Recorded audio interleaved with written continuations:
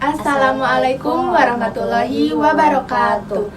Selamat datang di podcast kami. Perkenalkan, nama saya Siti Rohayati. Dan saya Amanda Rahma Febriantina. Jadi hari ini kita akan membahas mengenai topik yang sangat penting mengenai kebijakan kesehatan, yaitu terkait dengan kebijakan kesehatan mental di Indonesia. Masalah kesehatan mental di Indonesia itu masih banyak diperbincangkan di kalangan banyak orang. Tapi masih ada banyak tantangan yang perlu dihadapi, mulai dari kebijakan pemerintah, akses layanan kesehatan, dan juga hingga ke stigma di masyarakat. Nah, untuk membahas topik ini lebih lanjut, maka kita sudah kedatangan narasumber nih, yang akan membahas topik ini lebih dalam-dalamnya lagi. Di sini sudah ada dosen dari Universitas Bakti Tunas Husada Tasikmalaya yang mengampu di program studi administrasi rumah sakit, yaitu Bapak Tony Prabowo, STRKes MMRS. Halo Bapak. Assalamualaikum. Apa kabar Bapak hari ini? Alhamdulillah baik. Alhamdulillah. Siti dan Kak Amanda sehat. Alhamdulillah sehat Bapak. Senang sekali bisa mengundang Bapak pada hari ini sebagai narasumber kami nih. Baik, terima kasih atas undangannya ya. Kesempatan untuk podcast di podcast HRS ya. Baik Bapak, sekarang yang akan kita bahas ini mengenai kebijakan kesehatan mental di Indonesia nih Pak. Langsung saja kita kupas lebih dalam lagi mengenai kebijakan kesehatan mental yang ada di Indonesia ini ya Pak. Yang pertama mengenai kebijakan yang ada. Apa saja kebijakan kesehatan mental yang diterapkan oleh pemerintah Indonesia untuk mendukung masyarakat dengan gangguan mental? Nah, menurut pendapat Bapak ya, jadi ini hanya sharing saja. Jadi di mana pemerintah Indonesia ini telah menunjukkan bahwa komitmennya melalui kebijakan tentunya ada dalam layanan kesehatan dan kampanye kesadaran untuk mendukung orang dengan gangguan mental. Nah, namun keberhasilan ini, upaya ini membutuhkan kerjasama dari semua pihak, di mana termasuk keluarga, masyarakat, dan juga organisasi non-pemerintah untuk menciptakan lingkungan yang inklusif dan mendukung dalam penyandang gangguan mental. Wah, apakah ada undang-undang perlindungan khusus untuk penyandang gangguan mental, Pak? Nah, tentu di dalam undang-undangnya yang Bapak tahu itu ada di nomor 18 tahun 2014, di mana di sini tentang kesehatan jiwa ataupun mental ya, dan ada juga di Permenkes nomor 87 tahun 2019 yaitu tentang upaya kesehatan jiwa yang berbasis masyarakat, di mana di sana mengatur layanan kesehatan jiwa di tingkat puskesmas, rumah sakit, serta komunitas. Jadi memang benar ada ya Pak peraturan untuk khusus penyandang gangguan mental. Baik Bapak, terkait kebijakan tersebut, bagaimana pemerintah Indonesia itu memberikan akses fasilitas kesehatan mental bagi masyarakat, dan apakah fasilitas kesehatan mental yang ada saat ini itu sudah cukup dan mudah dijangkau oleh masyarakat? Nah, tentu di mana di sini pemerintah sebenarnya telah memberikan akses layanan kesehatan mental ya, di mana juga melalui puskesmas tadi yang disebutkan, kemudian juga rumah sakit jiwa dan program rehabilitasi sosial. Nah, namun di sini fasilitas yang ada ini belum optimal dan juga belum sepenuhnya mudah dijangkau oleh masyarakat, terutama di daerah terpencil seperti pedesaan ya. Kemudian juga di sini perlukan komitmen yang lebih besar, di mana untuk memperluas dan meningkatkan kualitas layanan kesehatan mental agar dapat memenuhi kebutuhan seluruh lapisan masyarakat. Jadi memang di daerah terpencil ini belum terpenuhi untuk fasilitas gangguan kesehatan mental ya Pak. Jadi memang fasilitas ini kayak belum maksimal di Indonesia ini untuk penyandang gangguan mental ya Pak.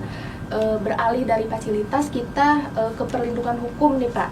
Bagaimana sebenarnya perlindungan hukum bagi penyandang kesehatan gangguan mental di Indonesia? Apakah sejauh mana hukum dapat memberikan jaminan bagi mereka? Apakah hukum di Indonesia ini sudah cukup kuat untuk melindungi hak-hak mereka?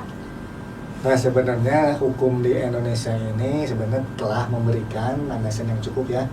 Jadi bagaimana untuk melindungi hak-hak penyandang gangguan mental. Nah, akan tetapi pelaksanaannya masih jauh dari optimal. Sehingga upaya lebih lanjut ini memerlukan ataupun memastikan bahwa hukum tidak hanya ada di atas kertas, tapi juga terlaksana secara efektif di masyarakat untuk memberikan keadilan dan perlindungan yang nyata bagi ODGJ. Jadi memang hukumnya ada, namun memang belum semaksimal itu terlaksananya, hanya di atas kertas saja seperti itu. Kertas saja yang ditulis saja ya. Jadi memang benar-benar belum terpenuhi sebenarnya. Meski ada kebijakan dan perlindungan dari pemerintah ya Pak, stigma sosial terhadap gangguan mental kan masih sangat kuat gitu. Dan mengapa stigma ini tuh masih berkembang dan bagaimana kita bisa mengubahnya? Nah, sebenarnya stigma sosial ini terhadap gangguan mental di Indonesia sungguh sangat berkembang ya. Sehingga kombinasi ketidaktahuan baik itu budaya, ekspektasi, media ataupun media sosial dan minimnya interaksi positif dengan ODGJ.